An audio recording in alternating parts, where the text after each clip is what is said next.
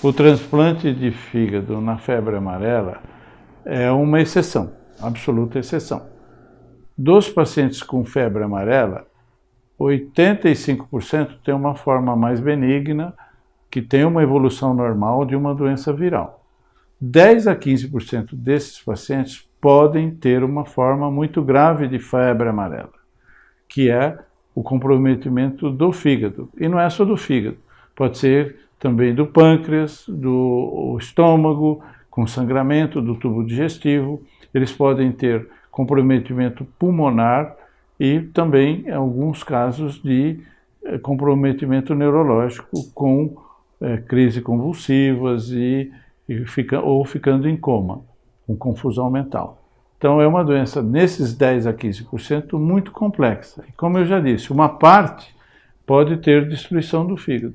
E nesses pacientes que têm o comprometimento do fígado com as enzimas do fígado, AST, ALT muito alto, distúrbios de coagulação e que fazem coma, existe, na nossa opinião hoje, ainda não é uma opinião sedimentada e definitiva, espaço para o transplante. Mas digo, é um pequeno número dos pacientes com febre amarela e que nos parece ser a única opção nessa situação. O resultado final do transplante de fígado na febre amarela ainda está em avaliação. Nós ainda estamos coletando os dados, porque existem muitos centros no estado de São Paulo, já foram feitos em alguns hospitais, já foi feito no Rio de Janeiro, já foi feito em Minas Gerais, alguns centros. Então nós temos vários centros fazendo o transplante de fígado em diferentes condições hospitalares, com diferentes recursos de estrutura. Nós temos agora que coletar esses dados para dar uma resposta definitiva. A minha impressão pessoal é que em casos muito selecionados ele pode ter um papel benéfico, sim. Existe uma pressão para que o transplante de fígado seja limitado aos pacientes mais jovens.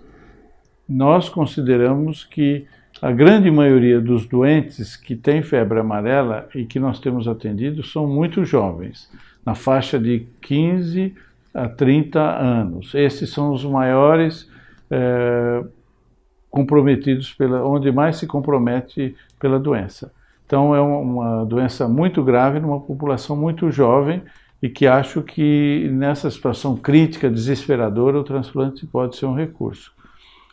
Raramente temos 2 ou 3 doentes com uma faixa etária mais velha, na faixa de 60 anos.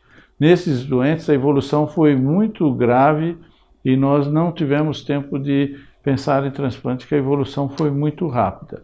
Então, mas se o doente chegar precocemente, acho que até os 60 anos, 65 anos, devemos considerar sim a possibilidade do transplante, não só em jovens. Mas isso é um critério que está muito em avaliação quanto à idade do paciente, porque é uma doença muito grave e a chance de um paciente já mais idoso, com uma forma tão grave de doença, submeter-se a uma cirurgia desse porte, sobreviver, diminui muito. O transplante intervivos não tem papel na febre amarela, porque é uma doença muito grave e o doente precisa de um fígado inteiro e um ótimo estado geral.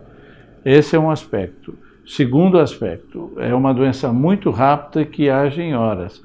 Seria praticamente impossível preparar um doador em tão poucas horas, porque nós precisamos de tomografias, nós precisamos de, às vezes, ressonância magnética, exames de sangue e afastar a doença infecciosa. Quer dizer, a evolução é muito rápida, hiperaguda, e esse preparo levaria tempo. Então, eu acho que no momento atual, só transplante com morte encefálica, de doador com morte encefálica mesmo.